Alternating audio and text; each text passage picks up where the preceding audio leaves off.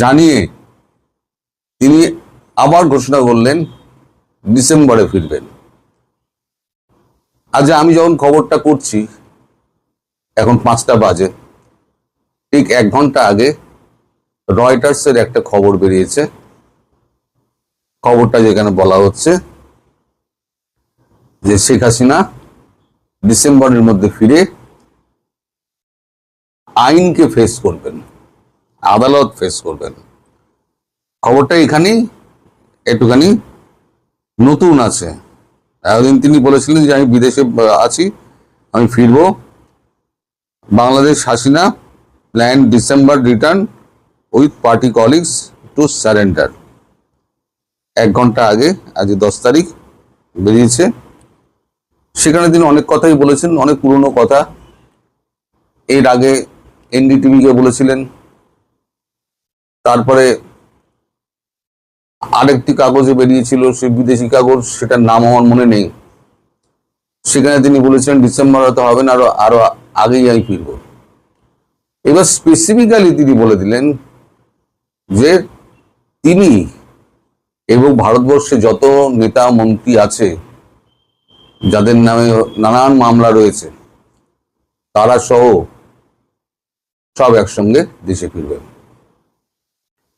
এবং সেটা ডিসেম্বরের মধ্যে, এবং আদালতের দ্বারস্থ হবেন, আইনের সাহায্য নেবেন। অর্থাৎ একদিন ধরে যে কথাটা বলা হচ্ছিল তিনি আইনের ধার ধারেন না, করেন না, তো সেখানে তিনি পরিষ্কার করেছেন তিনি আইনের দ্বারস্থ হবেন, আইনের প্রতি তার শ্রদ্ধা আছে। এবং তিনি এও বলেছেন যে দীর্ঘদিন মানে চালাতে গেলে, দেশ চালাতে গেলে কিছু ভুল ত্রুটি হয়, কিছু সঠিক সিদ্ধান্ত হয়, কিছু বেঠিক সিদ্ধান্ত হয়। সেই সিদ্ধান্ত সঠিক না বেঠিক, ভুল না ঠিক, তার বোঝার মানে দেখার দায়িত্ব হচ্ছে জনগণের, মতামত প্রকাশ করার দায়িত্ব জনগণের। তিনি জনগণের উপরই ব্যাপারটা ছেড়ে দিয়েছেন। এর আগেও 2007 সালে তাকে অ্যারেস্ট করা হয়েছিল, তারপর জামিনে ছাড়া পাওয়ার পর আবার তাকে অ্যারেস্ট করা হয়, তারপরে ছাড়া পেয়ে তিনি বিপুল ভোটে জয়লাভ করেন। তো এখানে যেটা আর একটা মানে সূক্ষ্ম বার্তা আছে, মানে বোঝার জন্য আপনাদের বলছি, সেটা হচ্ছে এই রয়টার্সের প্রতিবেদক তিনি বাংলাদেশ সরকারের সঙ্গে এই ব্যাপারে যোগাযোগ করেছিলেন যে শেখ হাসিনা দেশে ফিরতে চান, আপনারা তো একদিন ধরে এক্সট্রাডিশন চাইছিলেন, এবার আপনাদের মন্তব্য কি? কেউ কোনো মন্তব্য করেননি। ভেবে দেখছি, পরে বলবো, এখনো নিয়ে কথা বলবো না, এই সমস্ত মন্তব্য করে ছেড়ে দিয়েছেন। তার মানে দমটা নেই। আমি যেটা বলেছিলাম না, শেখ হাসিনা ফেরা মাত্র তাকে একবার আইনের বেড়াজালে বন্দি করে তাকে একেবারে আপেল টাপেলের সুযোগ না দিয়ে সোজা ফাঁসি কাটে ঝুলিয়ে দেবেন, সে সুযোগ নেই। কারণ বিশ্বকে জানিয়ে দিয়েছেন উনি দেশে ফিরছেন অমুক সময়। এবং দেখবেন আপনারা যেদিন যাবেন তার ঠিক 12 ঘন্টা আগে একটা ইন্টারভিউ দিয়ে দেবেন সবাইকে, যে আমি আমার এতজন লোককে নিয়ে দেশে ফিরছি। আর বাকি যা বেরিয়েছে সবই চর্চিত সর্বণ, এখানে আর নতুন কোনো কথা নেই। তার এই 15 বছরের শাসনে কি উন্নতি তিনি করেছেন, জনগণের কি অবস্থা ছিল, এখন কি অবস্থা আছে, সেই সমস্ত কথা। তার বিরুদ্ধে 1400 মামলা করা হয়েছে, তার মধ্যে অনেক ভুল ত্রুটি আছে, সেগুলো নিয়েও উনি কথা বলেছেন। তো মূল বোদ্ধা কথা হলো,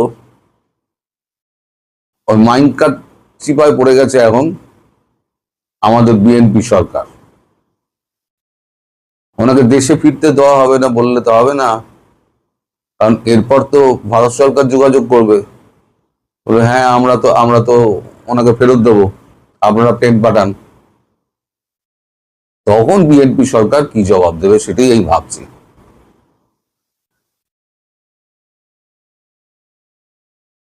এখন সেটা অত্যন্ত গম্ভীর ব্যাপার। এখন না পারছে এদিকে যেতে, না পারছে ওদিকে যেতে, কি করবে? এখন সরকার যদি হ্যাঁ বলে তাহলেও মুশকিল, আবার যদি না বলে তাহলে সার্জিও ঘর থেকে আরম্ভ করে যারা যারা আছেন না এখানে, ওই ব্রেন ক্রিস্টেনশন গলায় পা তুলে দেবে। কারণ সার্জিও ঘোর কিন্তু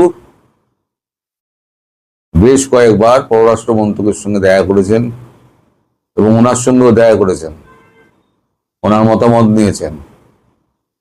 ভেতরে ভেতরে অনেক খেলা চলছে যা আমরা জানতে পারছি না। সবই যে আমাদের চোখের সামনে হচ্ছে তা তো নয়, চোখের আড়ালে বেশি খেলা হয়, চোখের সামনে কম ধরতে পারি। আমাদের যা বলা হয় সেটা খবর নয়, আমাদের যা বলা হয় না সেটাই হচ্ছে খবর, আমি বারবার বলি। তো এই প্রতিবেদক যখন ফোন করেছে তখন কেউ ফোনে আর সাড়া দিচ্ছে না। প্রশ্ন শুনেই তারা আমতা আমতা করে, না এখন ঠিক বলতে পারবো না, এখন ব্যস্ত আছি, পরে ফোন করবেন, বা অন্য লোককে, অমুক লোককে ফোন করুন বলে সে কেটে দিচ্ছে। তিনি নির্দিষ্ট করে কারোর নাম বলেননি, উনি বলেছেন শুধু মন্ত্রণালয়ের সঙ্গে, পররাষ্ট্র মন্ত্রণালয়ের সঙ্গে আমি কথা বলেছিলাম। তো সেসব প্রতিবেদক হতাশ হয়ে ছেড়ে দেন, কেউ কিছু বলতে চাননি বলে ছেড়ে দেন। এই হচ্ছে আমাদের সরকারের অবস্থা। এই এত দুর্বল সরকার, সে ফাঁসিতে জড়ানো, ঝুলিয়ে দেওয়ার কোনো হিম্মত দেখাতে পারবে? যেখানে প্রধানমন্ত্রী স্বয়ং তার দেশে ফিরছেন এবং পাসপোর্ট নিয়ে একটা জটিলতা আছে, সেটা নিয়েও উনি কথা বলেছেন। তো এখন সবটা নির্ভর করছে শেখ হাসিনা যাওয়ার আগে কটা দিনের উপরে। এখন ভারত সরকার ভেতরে ভেতরে কি করছে আমরা জানি না, বলতে পারবো না। তবে এটা ঠিক, একটা গভীর খেলা হচ্ছে, জলের নিচে গভীর জলের খেলা হচ্ছে। কার হাতে কি দণ্ড আছে ভগবান জানে, কিন্তু খেলাটা সম্পূর্ণ বাংলাদেশকে ঘিরে, এবং এর মধ্যে মায়ানমার আছে, ভারত আছে, চীন আছে, রাশিয়া আছে, আর আমাদের ওয়াশিংটন ডিসি আছে। ওয়াশিংটন ডিসি তার সর্বোচ্চ শক্তি প্রয়োগ করছে ভারতের সঙ্গে একটা ভালো সম্পর্ক করার, আর সেখানে জানে যে হচ্ছে বাংলাদেশ হচ্ছে সব থেকে সফট ইস্যু ভারতের কাছে, অতএব বাংলাদেশ নিয়ে পড়ো। তাই সার্জিও ঘোর ওনার সঙ্গে এতবার দেখা করছেন। প্রথমে অনুমতি পাননি, তারপর ধীরে ধীরে অনুমতি পেয়েছেন, অনুমতি পাওয়ার পর বেশ কয়েকবার দেখা করেছেন।